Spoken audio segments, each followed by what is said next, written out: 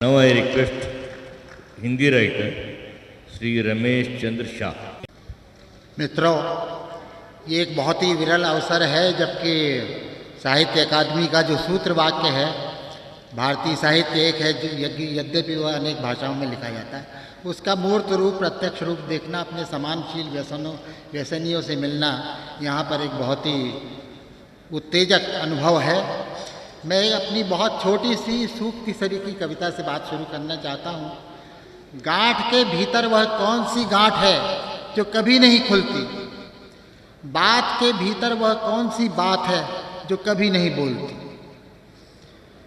अब ये कहने और पूछने में ही क्या ये बात निहित नहीं है कि गांठ भी खुल सकती है और बात भी बोल सकती है। लिखना मेरे लिए काल की इस कोठरी की जो मेरा जीवन संसार है उसकी जकड़न को पिघलाकर उसी के भीतर से और उसी के जरिए एक मुक्त अवकाश रचना है, उसकी संभावना का पीछा करना है, जिसे कभी हमारे पुरखों ने वरिवस्या नाम दिया था, खुलेपन की कामना। पूरी एक अर्धशती गुजर गई जब एक पत्रिका ने मुझसे सवक्तव्य कविताएं मांगी थी। मुझे याद नहीं मैंने उसमें क्या कहा होगा, लेकिन तब तो कविता मेरे लिए कुछ सोचता ही नहीं था। कविता के अलावा कविता मेरे लिए जीवन देवता की आरती उतारने जैसा कर्म था। जो रंग बिरंगी छवियां हैं संसार की, उनकी विभूति मत्ता का आवाहन करना, स्तवन करना, सब चीज़ों के आपस में गहरे जुड़े हुए बोध को प्रत्यक्ष करना। किंतु ज्यों-ज्यों तर्क बुद्धि विकसित होती गई, आधुनिक जगत की नागरिकता भी पक्की होती गई, त्यों-त्यों वस्तुओं से उनकी चमक, उनकी श्री ही जैसे उड़ती चली गई। ऐसा क्यों हुआ कि मनुष्य को ईश्वर की जगह केंद्र में बिठा करके खेला गया जुआ जो था वो चराचर सृष्टि को उजाड़ने वाला साबित हुआ। वही विभूतिमत्ता इतने संदेह, इतने संकट के घेरे में आ गई।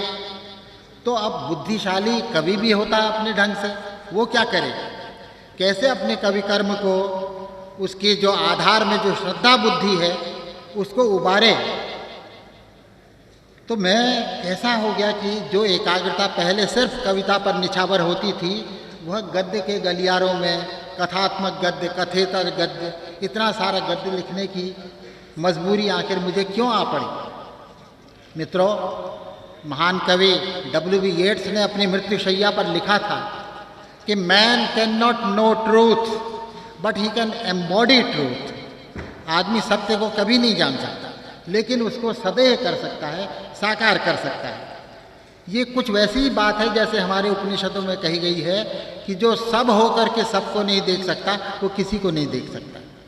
वही बात है। आयोनेस्को जो प्रसिद्ध नाटककार हैं, उनसे किसी ने पूछा आप क्यों लिखते हैं? उसने कहा अगर मैं जानता होता कि मैं क्यों लिखता हूँ तो फिर मैं लिखता ही क्यों। मैं यही जानने के लिए लिखता हूँ कि मैं क्यों लिखता हूँ। यूँ अपने कवित्व को लेकर मुझे कभी कोई उलझन नहीं हुई।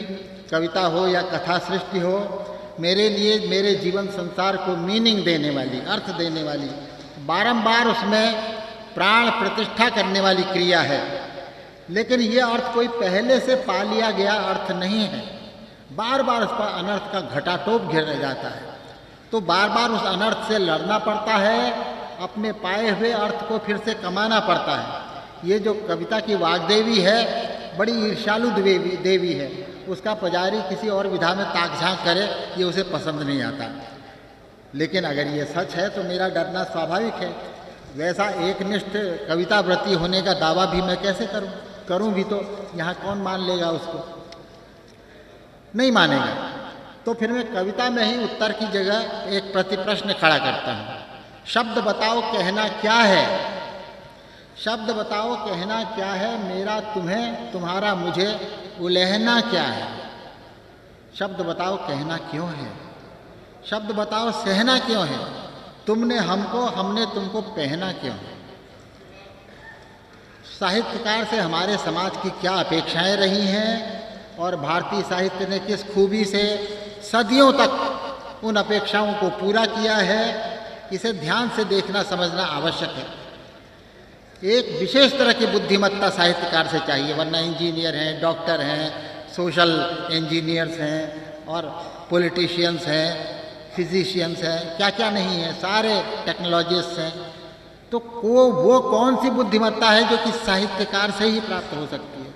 वो 3 डायमेंशनल आदमी जो है उसकी बौद्धिक, भाविक, ऐन्द्रिक सभी को निचोड़ करके वो बुद्धिमत्ता निकलती है, इसलिए उसका महत्व है। अब आज का जो ये बिल्कुल ही एक वन साइडेड ओरिएंटेशन है, इंटेलेक्चुअल ओरिएंटेशन आज की सभ्यता का, ये अपने आप में बड़ा भारी खतरा हो गया है, एकांगी बुद्धिवाद। तो ये जो है प्रॉब्लम, इसमें जितने भी अग्रगामी संवेदना के लेखक हिंदी में भी हुए हैं, सब कवि कर्म के अलावा कथा कर्म में, आलोचना कर्म में भी संलग्न रहे हैं। क्यों ऐसा है? क्योंकि ये वक्त की ज़रूरत है ऐसी। इतनी बौद्धिकता को पचाना और उसके भीतर से अपने भाव सत्य की भी रक्षा वही कर सकता है जो कि इस एकांगी बुद्धिवाद का मुकाबला उसी की ज़मीन पर कर सके। क्योंकि आज सारा दुनिया जो हमारी है एक कैलकुलेटिव थिंकिंग का वर्चस्व है, मेडिटेटिव थिंकिंग बैकग्राउंड में चला गया है। सबसे बड़ी समस्या ये है कि इस कैलकुलेटिव थिंकिंग को काउंटर एक्ट कैसे किया जाए। साहित्य जो है पूरे अस्तित्व की प्राणवत्ता की चिंता करता है, एक डायमेंशन की चिंता नहीं करता है। उसकी भाषा conceptual control of the universe नहीं होती है, विश्व का अवधारणात्मक वशीकरण ये साहित्यकार का ध्येय नहीं होता है।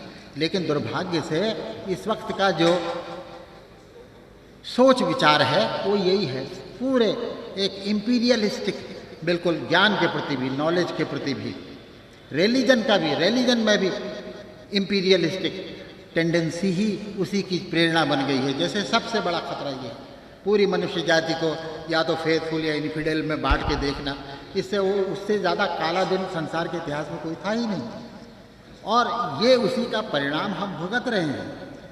आप देख रहे हैं कि अगर एक रचनाकार अपनी रचना के माध्यम से अपनी बात पूरी नहीं कह सका तो अलग से कहने का कुछ मतलब ही क्या है। जो विजडम होती है लिटरेचर की, आप फ्लॉबेयर की मदाम बोवेरी कहते हैं, ये मनुष्य नाम का जीव कितनी असाध्य मूर्खता से प्रेरित है, नहीं सुधर सकता। इसका जैसा मर्मांतक साक्षात्कार आपको मदाम बोवेरी को पढ़ के होता है। हम सब के अंदर ये बोवेरियन एंगल काम करता है। रचनाधर्मी कल्पना एक ऐसी शक्ति है जो कि हमें यथार्थ का सामना करने की ही नहीं बल्कि उसको ट्रांसफॉर्म करने की, उसका कायाकल्प करने की भी सामर्थ्य प्रदान करती है। लेकिन रियल लाइफ में क्या होता है, हमारी इमेजिनेशन हमारी खिलाफ जाती है, हम डे ड्रीमिंग करते हैं जो कि वेस्ट ऑफ एनर्जी है और कुछ नहीं है। तो ये कल्पना कैसे ऐसे विधायक रोल अख्तियार करे, ये सबसे बड़ी प्रॉब्लम होती है। तो जो रचना शक्ति की सच्ची बुद्धिमत्ता होती है वो उस कल्पना शक्ति को पुष्ट करने के काम में आती है। हर तरह का जो सिंप्लीफिकेशन है और हर तरह का जो एकांगिता है उस प्रदूषण का प्रतिकार करने के लिए। तो दोनों के केंद्र में मनुष्य की ये जो आत्मसर्जनात्मक सामर्थ्य है यही सक्रिय होती है और होनी चाहिए। मित्रों, मैं इसी प्रतीति पर अपने वक्तव्य को विराम देता हूँ और यहाँ जो आप इकट्ठे हुए हैं मेरे साले समान धर्मा, सभी श्रोताओं सुधीजनों को अपना कृतज्ञ भाव निवेदित करता हूँ कि आप सबने धैर्यपूर्वक या अधैर्यपूर्वक मेरी बात सुनी। धन्यवाद।